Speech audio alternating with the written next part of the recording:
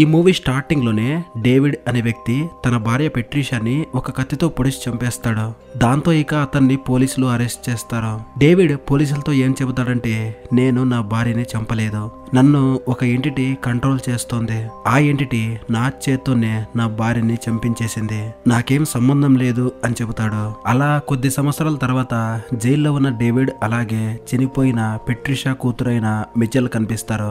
ఆమెకి తల్లి తండ్రి లేక తన ఫ్రెండ్ తో ఉంటుంది. ఆ ఫ్రెండ్ పేరు చార్లీ. మిచెల్ కి రాత్రిపూట సరిగ్గా నిద్ర పట్టదు. ఆమెకి ఎప్పుడూ పీడకలలే వస్తూ ఉంటాయి. అలాగే నిద్రలో నడుస్తూ ఎక్కడికో వెళ్ళిపోతూ ఉంటుంది. అయితే చార్లీ ఆమెను తీసుకొచ్చి మళ్ళీ తన బెడ్ లో పడుకోబెడుతూ ఉంటుంది. యాక్చువల్లీ చార్లీ మిచెల్ నిద్రలో నడుస్తున్న ప్రతిసారి ఆ ఇన్సిడెంట్ ని రికార్డ్ చేస్తూ ఉంటుంది. అలా ఒకరోజు ఈ విషయం మిచెల్ కి తెలిసి ఆమె చాలా బాధపడుతుంది. అప్పుడు చార్లీ ఆమెతో ఇలా చెబుతుంది, నేను చాలా సార్లు నువ్వు అలా నిద్రలో లేచి తిరగడాన్ని కంట్రోల్ చేయడానికి చాలా ట్రై చేశాను, నీకు హెల్ప్ చేయడానికే నేను ఇదంతా చేశాను, అంతేకాని నీపై జోక్ చేయడానికి కాదు అని చెబుతుంది. అలా చార్లీ చెప్పింది విని మిచెల్ ఆమెపై కోప్పడకుండా ఈ విషయాన్ని ఇంకెవ్వరికి చెప్పకు అంటుంది. అందుకు చార్లీ కూడా సరే అంటుంది. తర్వాత చార్లీ అండ్ మిచెల్ ఫ్రెండ్స్ పరిచయం అవుతారు. వాళ్ళ పేర్లు జో, డానీ అలాగే గ్లెన్. నిజానికి డానీ మిచెల్ ని ఇష్టపడుతూ ఉంటాడు. ఒకరోజు రాత్రి వాళ్ళందరూ ఒక చిన్న పార్టీ చేసుకుంటూ ఉన్నప్పుడు మిచెల్ కి బాధ కలిగించే ఒక విషయం తెలుస్తుంది. తను నిద్రలో లేచి నడిచే విషయాన్ని చార్లీ వాళ్ళ ఫ్రెండ్స్ అందరికీ చెప్పేసి ఉంటుంది. ఇందువల్ల మిచెల్ కి చాలా కోపం వస్తుంది. అప్పుడు చార్లీ ఆమెకి సారీ చెప్పడానికి వెళ్ళినప్పుడు చార్లీ అలాగే ఫ్రీజ్ అయిపోతుంది. అలా చూస్తూ ఉండగానే చార్లీ ఆ బిల్డింగ్ మీద నుంచి కింద పడిపోతుంది. అసలు ఆమె చావుకి ఎవరు కారణం అన్నది ఎవరికి తెలియదు. అప్పుడు అక్కడికి పోలీస్ టీం వస్తుంది. డిటెక్టివ్ కూడా అక్కడికి వచ్చి వాళ్ళతో మాట్లాడతాడు. అప్పుడు మిచెల్ అలాగే వాళ్ళ ఫ్రెండ్స్ జరిగిన విషయం మొత్తం చెప్పిన తర్వాత చార్లీ సూసైడ్ చేసుకుంది అని చెప్పేసి కేసు క్లోజ్ అయిపోతుంది. చార్లీ చనిపోయిన తర్వాత మిచెల్ దుఃఖంతోనే జీవితాన్ని గడుపుతూ ఉంటుంది. ఆమె చావుకి నేనే కారణం అని చెప్పేసి బాధపడిపోతూ ఉంటుంది. డానీ కాల్ చేసినా కూడా మిచెల్ కాల్ లిఫ్ట్ చేయదు. ఇక చివరికి డానీయే ఆమెను వెతుక్కుంటూ ఆమె రూమ్ కి వస్తాడు. ఏం చేసినా కూడా మిచెల్ డోర్ ఓపెన్ చేయకపోయేసరికి అతను కూడా అక్కడే పడుకుంటాడు. ఆ రోజు రాత్రి మిచెల్ నిద్రలో నడుస్తూ బయటకు వస్తూ ఉన్నప్పుడు ఆ నిద్రలోనే ఆ బిల్డింగ్ మీద నుంచి కింద పడిపోబోతుంది. అంతలోపే అక్కడికి డానియల్ వచ్చి ఆమెని కాపాడతాడు. మరుసటి రోజు ఒక స్ట్రేంజర్ మిచెల్ కి కాల్ చేసి, నేను నిన్ను మీట్ అవ్వాలి, దయచేసి రా అని చెప్పేసి ఒక ఇంటి అడ్రస్ ని ఇస్తుంది. అలా మిచెల్ తన ఫ్రెండ్స్ తో పాటు ఆ అడ్రస్ కి వెళ్తుంది. యాక్చువల్లీ మిచెల్ ని పిలిపించుకుంది ఎవరో కాదు, రూబీ అనే స్పిరిచువల్ అడ్వైజర్. అప్పుడు రూబీ వాళ్ళతో ఇలా చెబుతుంది, కొద్ది రోజుల క్రితం చార్లీ నా దగ్గరికి వచ్చి నా ఫ్రెండ్ కి సహాయం చేయమని చెప్పేసి అడిగింది, అందువల్లే నేను మిమ్మల్ని ఇక్కడికి పిలిపించాను అని చెప్పేసి ఆమెకి ఇంకో విషయం కూడా చెబుతుంది. అదేంటంటే మిచెల్ బాడీలో ఒక డార్క్ ఎంటిటీ ఉంది అని చెబుతుంది. అది విని వాళ్ళందరికీ చాలా భయం వేస్తుంది. తర్వాత రూబీ మిచెల్ ని నీ జీవితంలో ఇప్పటి వరకు జరిగిన విషయాలన్నీ చెప్పు అంటుంది. అప్పుడు మిచెల్ ఆమె అడిగినట్టుగానే చెబుతుంది.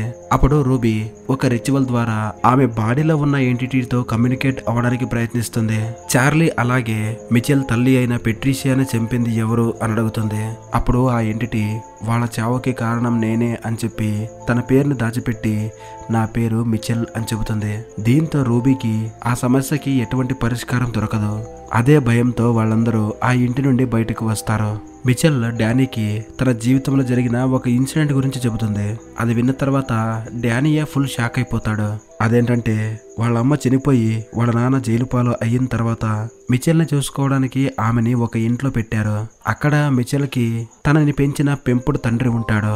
అయితే అతను మంచి వ్యక్తి కాదు. అతను మిచెల్ ని ఎప్పుడు సెక్సువల్ గా టార్చర్ చేస్తూ ఉండేవాడు. అతని టార్చర్ ని భరించలేక మిచెల్ అతను ఉరి వేసుకొని చనిపోవాలి అని మనసులో తలుచుకుంటుంది. అలా మిచెల్ అనుకున్న మరుసటి రోజే ఆ వ్యక్తి ఉరి వేసుకొని చనిపోయాడు. అంటే చార్లీ చావు కూడా ఇదే విధంగా జరిగిందేమో. ఇది విన్న తర్వాత మిచెల్ బాడీలో నిజంగానే ఒక డార్క్ ఎంటిటీ ఉంది అని మనకు అనిపిస్తుంది. అయితే ఆ ఎంటిటీ పేరు ఏంటి అనేది ఎవరికి తెలియదు. కానీ ఆ ఎంటిటీ పేరు రూబీకి మాత్రమే తెలుసు. ఆ పేరు డోలోసి. తర్వాత రూబీ ద కల్ట్ ఆఫ్ డోలోసి అనే బుక్ ని తీసుకుంటుంది. ఈ బుక్ ద్వారా అయిన మిచెల్ ప్రాబ్లం కి సొల్యూషన్ దొరకాలి అని చెప్పేసి తన ఫ్రెండ్ అయిన జోకి కాల్ చేస్తుంది.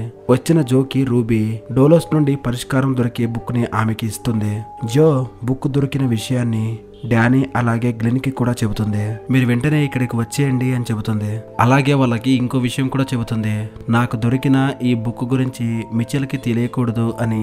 ఎందుకంటే మిచెల్ బాడీలో ఉన్న డోలోస్ ఎంటిటీ ఆ బుక్ ని నాశనం చేస్తుంది అనే భయం. తర్వాత జో స్మోక్ చేస్తూ తను ఒక్కతే ఆ బుక్ ని చదువుతూ ఉంటుంది. అయితే తనకు తెలియదు ఆ డోలోస్ ఎంటిటీ తనను గమనిస్తుంది అని. అలా ఆ ఎంటిటీ ఆమెని ఆ బుక్ చదవకుండా కంట్రోల్ చేస్తుంది. అలాగే ఆమె నోట్లో ఉన్న ఆ సిగరెట్ ఆ బుక్ పై పడి ఆ సిగరెట్ నిప్పురవ్వ ద్వారా ఆ బుక్ అంటుకుంటుంది. అలా ఆ బుక్ మంటల్లో కాలిపోతూ ఉన్నప్పుడు డోలోస్ కంట్రోల్లో ఉన్న జో ఆ మంటల్లో కాలిపోతుంది. ఆమె తల మొత్తం ఆ నిప్పుల్లో చాలా ఘోరంగా కాలిపోయి ఆమె అక్కడే చనిపోతుంది. ఆమెను మాత్రమే కాదు, ఆ బుక్ దొరికిన గ్లెన్ని కూడా ఆ డెవిల్ అంటే ఆ ఎంటిటీ చాలా ఘోరంగా అతన్ని కూడా చంపేస్తుంది. అంటే ఇప్పుడు ఆ బుక్ గురించి తెలిసిన డానియల్ కూడా డేంజర్ జోన్ లో ఉన్నట్టే. మిచెల్ కి ఎవరైతే సహాయం చేస్తారో వాళ్ళ చావు డోలోస్ చేతులోనే. వాళ్ళ ఫ్రెండ్స్ ఇద్దరి చావు గురించి డానియల్ కి అలాగే మిచెల్ కి డిటెక్టివ్ ద్వారా తెలుస్తుంది. ఈ సమస్య నుండి ఎలాగైనా బయటపడాలి. ఆ డోలోస్ ఎంటిటీ గురించి తెలుసుకోవడానికి జైల్లో ఉన్న వాళ్ళ నాన్నని మిచెల్ మీట్ అవుతుంది. అతని దగ్గరకు వెళ్లి మా అమ్మని ఎందుకు చంపేశావు అని అంటుంది. అందుకు డేవిడ్ చెప్పేది ఏంటంటే మీ అమ్మని చంపింది నేను కాదు, ఆమెని కత్తితో పొడిచింది నువ్వే అని చెబుతాడు. ఆ మాటలు విని మిచెల్ షాక్ అయిపోతుంది. ఆమె ఇంకా భయపడే విషయాన్ని డేవిడ్ చెబుతాడు.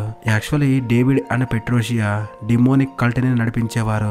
జనాల్ని కంట్రోల్ చేసే డోలోని దానికి పూజలు చేస్తూ ఆ ఎంటిటీని భూమికి రప్పించే ప్రయత్నం కూడా చేశారు.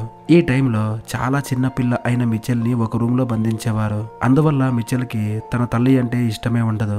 ఆమె చావుని కూడా మిచెల్ కోరుకుంది. అలా డేవిడ్ ఒక రిచువల్ ద్వారా డోలో ఎంటిటీని పెట్రోషియా బాడీలోకి ప్రవేశపెట్టడానికి ట్రై చేస్తాడు. అప్పుడు భూమికి వచ్చిన డోలో ఎంటిటీ సెలెక్ట్ చేసుకునే బాడీ పెట్రిషియాది కాదు, ఆ బాడీ రూమ్ లో బందీగా ఉన్న మిచెల్ది. ఎందుకంటే ఎవరైతే డిప్రెషన్ లో ఉంటారో వాళ్ళని మాత్రమే ఆ డోలో ఎంటిటీ సెలెక్ట్ చేసుకుంటుంది. నాలో డోలో ఎంటిటీ ఉంది అనే సంగతి మిచెల్ కి తెలీదు. మా అమ్మ చనిపోవాలి అని మిచెల్ కోరుకుంది కాబట్టే డోలోస్ ఎంటిటీ డేవిడ్ ని కంట్రోల్ చేసి పెట్రిషియాని చంపేలా చేసింది. తర్వాత డేవిడ్ మిచెల్ కి నువ్వొక మాన్స్టర్వి అని చెబుతాడు. తర్వాత బయటికి వచ్చిన మిచెల్ సూసైడ్ చేసుకోవాలి అనుకుంటుంది. ఎంత ప్రయత్నించినా కూడా ఆ ఎంటిటీ ఆమెని చావనివ్వదు. ఇదిలా ఉండగా డానియల్ కూడా డోలోస్ గురించి తెలుసుకోవాలి అనుకుంటున్నాడు అనే నిజం మిచెల్ కి తెలుస్తుంది. ఆబ్వియస్లీ ఆమెకి తెలిసింది అంటే ఆమె బాడీలో ఉన్న డోలోస్ ఎంటిటీకి కూడా తెలిసినట్టే. ఈ విషయం తెలిసిన వెంటనే డోలోస్ అతన్ని స్టీరింగ్ కి గుద్దేసి చాలా ఘోరంగా చంపేస్తుంది. అతన్ని చంపేసిన తర్వాత మిచెల్ పోలీస్ స్టేషన్ కి వెళ్లి నన్ను చంపేయండి లేకపోతే అరెస్ట్ చేయండి అంటుంది. అయితే అక్కడ చనిపోయేది మాత్రం పోలీసులే. ఆ డీమన్ కంట్రోల్ చేయడం వల్ల వాళ్ళందరూ ఒకరినొకరు కాల్చుకొని చనిపోతారు. అదే టైంలో అక్కడికి డిటెక్టివ్ వచ్చి మిచెల్ ని స్పృహ కోల్పోయేలా చేస్తాడు. తర్వాత ఆమెని రూబీ దగ్గరికి తీసుకెళ్తాడు.